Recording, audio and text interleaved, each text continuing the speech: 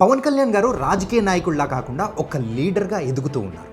ఎందుకంటే రీసెంట్గా జనసేన పార్టీకి సంబంధించి పదవి బాధ్యత అని చెప్పేసి ఒక ప్రోగ్రాం జరిగినప్పుడు ఆయన చేసిన వ్యాఖ్యలు నిజంగా ఇప్పటి వరకు ఉన్న రాజకీయాల్లో అలా మాట్లాడిన నాయకులు చాలా తక్కువ మంది. అధికారాన్ని దుర్వినియోగం చెయ్యొద్దు, శాంతి భద్రతలు అనేది కూడా పోలీసుల చేతిలో ఉండాలి, అంతేకాని అధికార దుర్వినియోగం చెయ్యొద్దు. ఎవరైనా కానీ అధికార దుర్వినియోగం చేస్తూ ఉన్నారంటే వాళ్లకు విజ్ఞప్తి చేస్తూ కూడా చేతులు జోడించి మరీ చెప్తున్నాను, అలా చెయ్యకండి. ఒకవేళ ఎవరైనా చేస్తున్నారంటే నేను అలా సైలెంట్గా చూస్తూ కూర్చోనని కూడా ఒక వార్నింగ్ టైప్లో కూడా చెప్పాను. అంటే రీసెంట్గా తెనాలిలో జరిగిన ఇన్సిడెంట్ కూడా ఆయన ఒక ఎగ్జాంపుల్గా తీసుకొని అక్కడ గాంజా కొడుతున్న కొంతమంది వాళ్ళని అరెస్ట్ చేయడానికని పోలీసులు వచ్చినప్పుడు వాళ్ళు చేసిన వీరంగం అండ్ అపోజిషన్ పార్టీ పేరు చెప్పుకొని ఒక రౌడీయిజం చేసిన విధానాన్ని చూసి అప్పుడు పోలీసులు ఎలా రిటర్న్ అయ్యారో అనేది కూడా చూసాం.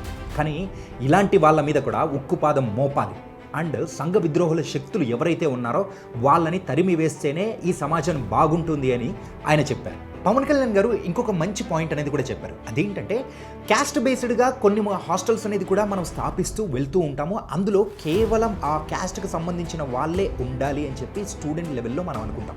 కానీ ఎప్పుడైనా కానీ చదువుకునే వాళ్ళ మధ్యలో ఈ క్యాస్ట్ అనేది కూడా ఒక గీత గీస్తే వేర్పాటుతనం అనేది కూడా వస్తూ ఉంటుంది. రాబోయే తరాలకు క్యాస్ట్ లేని సమాజం అనేది కూడా మనం అందించాలి అని ఆయన అన్నారు. చిన్నపిల్లల మధ్యలో క్యాస్ట్ ఫీలింగ్స్ అనేది ఉండకుండా మనం చేయాలి. ఇన్ఫ్యాక్ట్ సొసైటీలో యూనిటీ ఉండాలి కానీ క్యాస్ట్ ఫీలింగ్స్ ఉండకూడదని చెప్పారు. ఇవన్నీ వింటూ ఉంటే ఇంకా పవన్ కళ్యాణ్ గారు ఒక లీడర్గా ఎదుగుతున్నట్టు అనిపించట్లేదా? నాకు అనిపించినట్టే మీకు కూడా అనిపిస్తే కామెంట్ సెక్షన్లో మీ యొక్క లవ్ని కూడా ఎక్స్ప్రెస్ చేయండి.